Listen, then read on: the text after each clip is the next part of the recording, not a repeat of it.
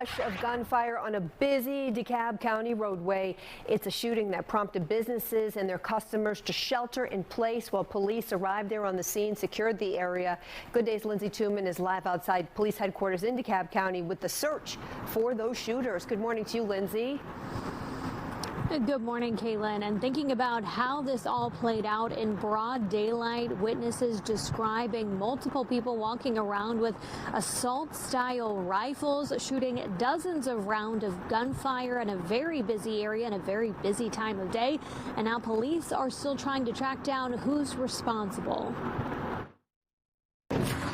Go get them. They got Stone Mountain over here, everybody. Stone Mountain, Latonia, all different kind of police. Police flooded the area on Memorial Drive in DeKalb County before 3 o'clock Friday afternoon. Hardy Tate, that's when he saw the commotion, looked outside his hotel room and heard a terrifying sound. It must have been 50, 60 bullets, man. I'm telling you, man. Big boy bullets. We ain't talking about baby stuff. They had the M16s or the ARs. So it was the AR style rifle. Their guns were bigger than the police guns. The gunfire struck a nail salon, leaving more than a dozen bullet holes in the front windows and doors, but thankfully no one was hurt.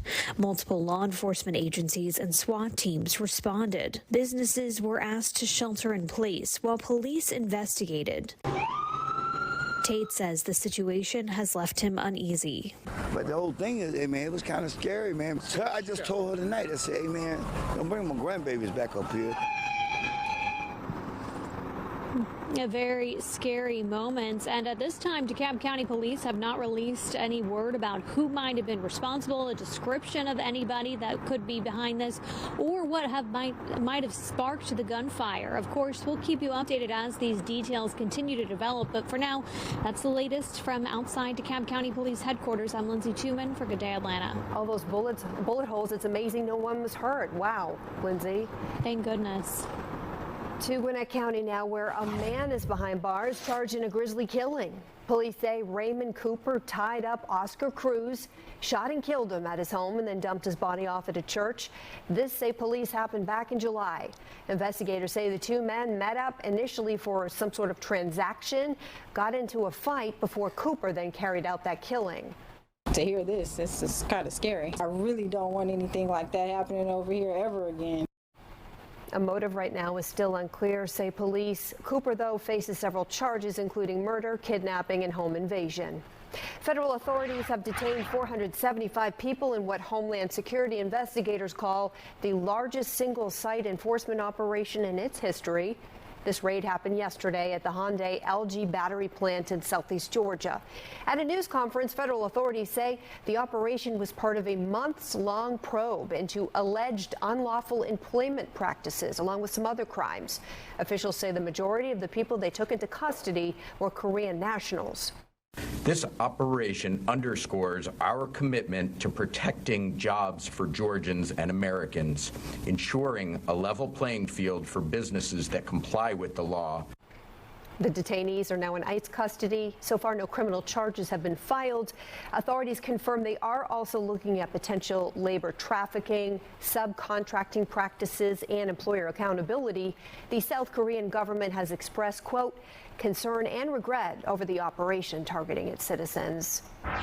Well, more than 300 Georgia National Guard troops are now heading to the nation's capital to support Washington, D.C.'s public safety mission. This deployment is in response to President Donald Trump's executive order declaring a crime emergency in the nation's capital. 16 National Guardsmen are already on their way, and we've learned in just a week or two, all 300 will be there. A number of state lawmakers are voicing their opposition to this, some of whom are veterans themselves. Let me be clear. Not only is this misguiding, it's unconstitutional. The only reason why he is currying favor with this current administration is strictly political. He knows that this goes against the mission of the National Guard.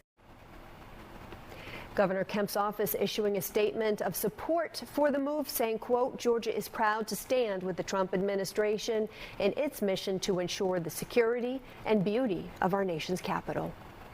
The Sandy Springs Police Department says someone called 911 about an active shooter at Northside Hospital, but they quickly determined it was a hoax. Authorities say when officers arrived, they cleared the building and verified that an armed suspect was not on the premises. This swatting incident coming just 1 week after similar calls targeted college campuses across the metro area. New this morning, firefighters in DeKalb County responded to this emergency near Boulder Crest Road and Westside Place.